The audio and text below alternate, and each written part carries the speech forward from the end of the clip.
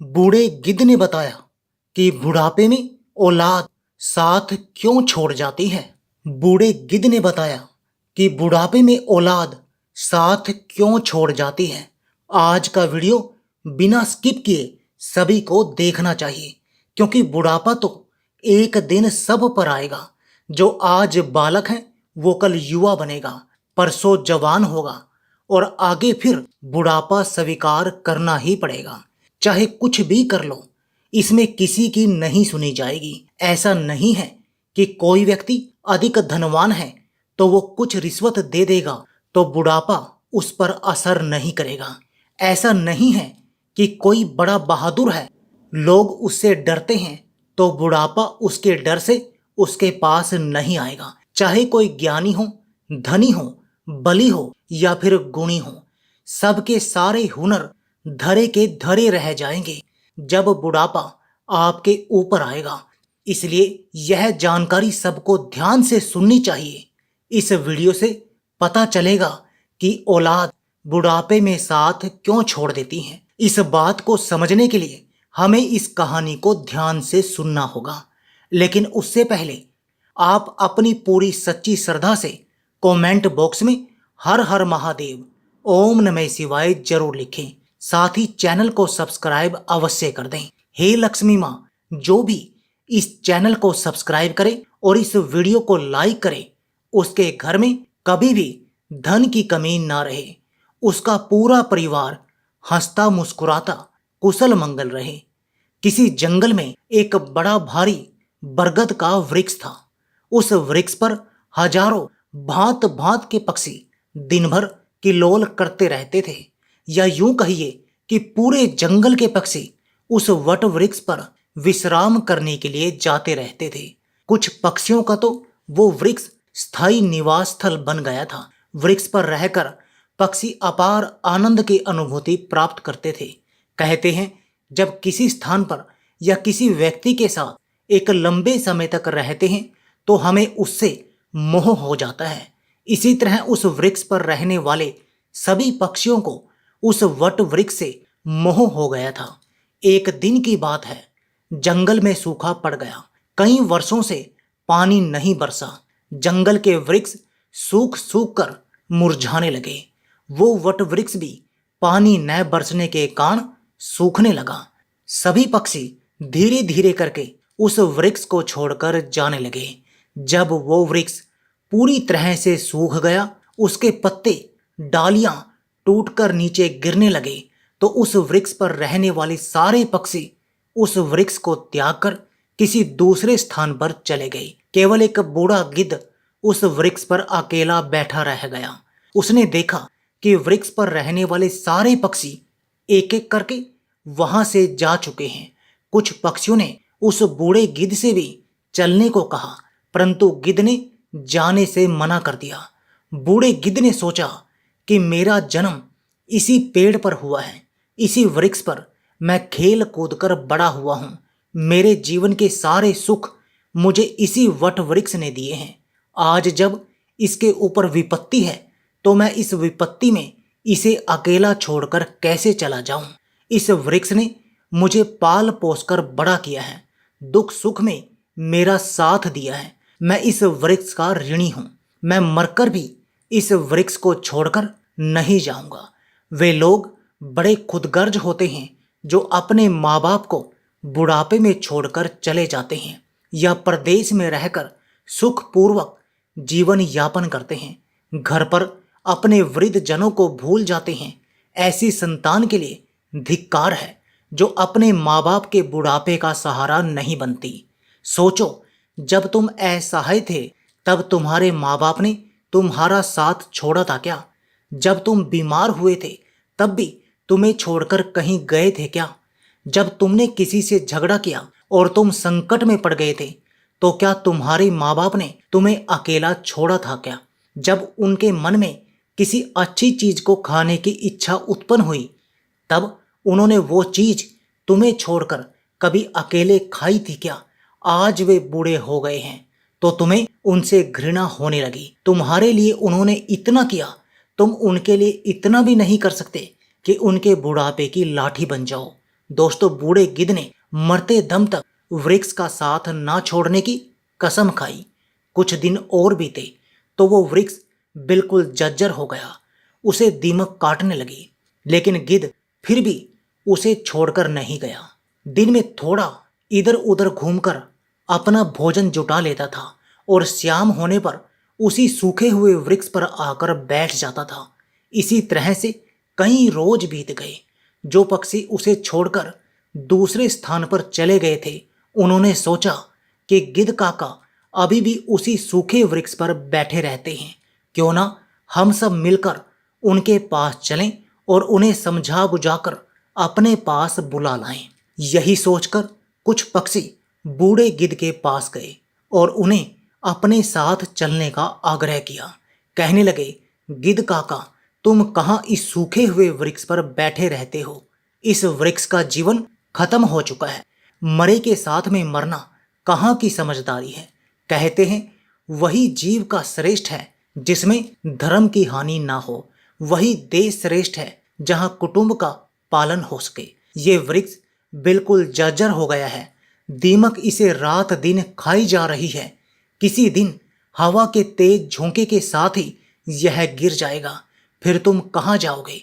विद्वान लोग कहते हैं कि शत्रु, कर्जा, अग्नि, बीमारी, इन चारों को समय रहते दवा देनी चाहिए। जो इनसे अपना समाधान नहीं करता वो बेमौत मारा जाता है। ठीक इसी प्रकार तुम्हें भी इस वृक्ष को छोड़कर किसी खुशहाल स्थान पर अपना निवास बना लेना चाहिए। मित्रों, समस्त पक्षियों के समझाने पर भी बूढ़ा गिद्ध उस वृक्ष को छोड़ने के लिए तैयार नहीं हुआ। कहने लगा, भाइयों, ये वृक्ष मेरे माँ बाप के समान है। मेरे माता पिता मुझे जन्म देकर इसी वृक्ष पर मुझे छोड़कर चले गए थे। उनके जाने के बाद मैं इसी वृक्ष पर खेलकर बड़ा हुआ हूँ। जीवन के सारे सुख मैंने इसी वृक्ष पर पाए हैं। बचपन से लेकर बुढ़ापे तक का सफर मैंने इसी वृक्ष पर तय किया है। अब इस मुश्किल घड़ी में मैं इसका साथ छोड़कर कैसे चला जाऊं?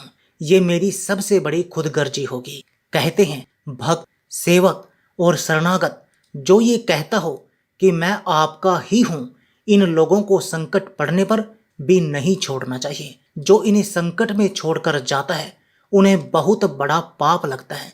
और जिसने आपका पालन पोषण किया हो, दुख सुख में साथ ना छोड़ा हो, ऐसे माता पिता को छोड़ता है तो वो जघन्य अपराध का भागी होता है।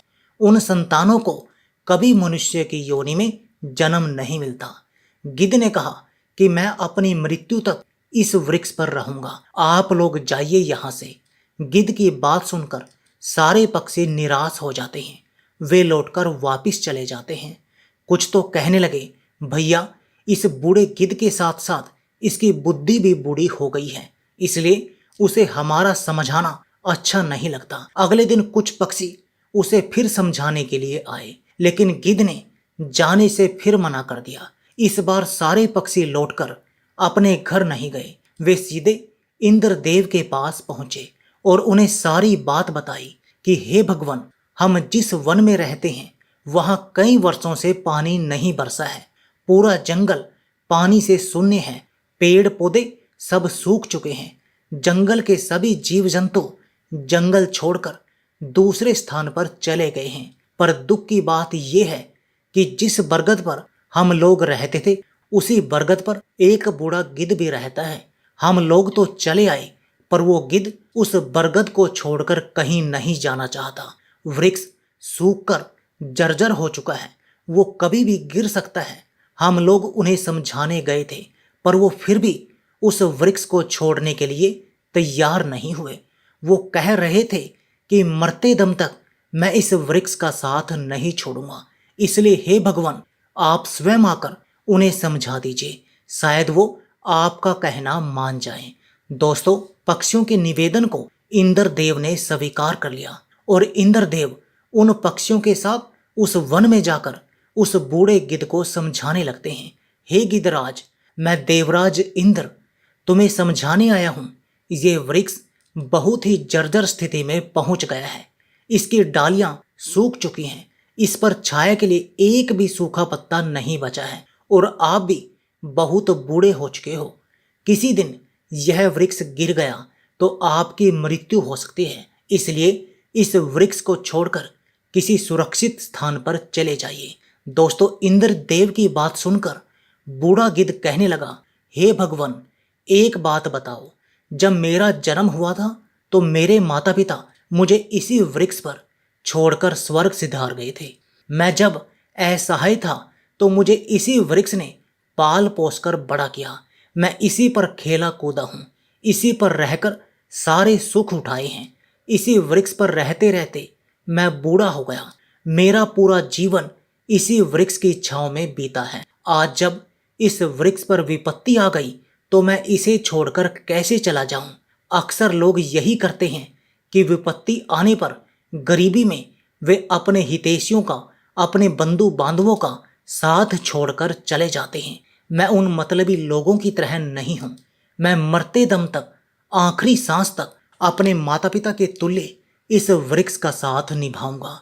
गिद्ध का ऐसा अद्भुत प्रेम देखकर इंद्रदेव बहुत खुश हो जाते हैं। कहते हैं, गिद्धराज, मैं तुम्हें वरदान देना चाहता हूँ, बताओ तुम्हें क्या चाहिए? तब गिद्ध कहता है, हे भगवान, यदि देना चाहते हो तो मुझे वरदान नहीं चाहिए। इस बरगद को वरदान दे दीजिए ताकि ये हरा भरा हो जाए, इसकी आयु बढ़ जाए। मैं तो वैसे भी बूढ़ा हो चुका हूँ, थोड़े बहुत दिन का जीवन शेष बचा है। मेरे बाद इस वृक्ष की छाया में हजारों पक्षी सुखी रहेंगे, सबका भला होगा तो मुझे भी खुशी होगी। गिद्ध की बात सुनकर इंद्रदेव ने उस वृक्ष को फिर से हरा भरा बना दिया। पूरे जंगल में पानी बरसा दिया। सारे जंगल के वृक्ष फिर से हरे भरे हो गए। चारों तरफ हरियाली छा गई। जो जीव जंतु, पशु पक्षी जंगल को छोड़कर चले गए थे, वे फिर से उसी जंगल में लौट आए। सारे पक्षी उसी बरगद पर आकर कलरव करने लगे। सब पक्षी उस बूढ़े गिद्ध काका की खूब सेवा करने लगे। उनके लिए भोजन पानी सब वहीं लाकर देते थे। मित्रों, इस प्रकार गिद्ध का शेष जीवन सुखपूर्वक बीत गया। हमें भी इस कहानी से सीख लेनी चाहिए कि अपनों का बुरे वक्त में कभी भी साथ नहीं छोड़ना चाहिए। खास करके जिसने आपको जन्म दिया है, उस माँ का, और पालन पोषण करने वाले उस पिता का। वो आपका जीवन दाता है। आपको पाल पोस कर बड़ा करने में उन्होंने बहुत तकलीफ उठाई है। उनके बुढ़ापे में यदि आप सहारा नहीं बन पाए तो वो जीवन किसी काम का नहीं रहेगा। दोस्तों, ये वीडियो यदि पसंद आया हो तो वीडियो को लाइक करना और चैनल को सब्सक्राइब करना ना भूलें। मिलते हैं अगली वीडियो में नई चर्चा के साथ। आप सभी का बहुत बहुत धन्यवाद। जय श्री कृष्णा।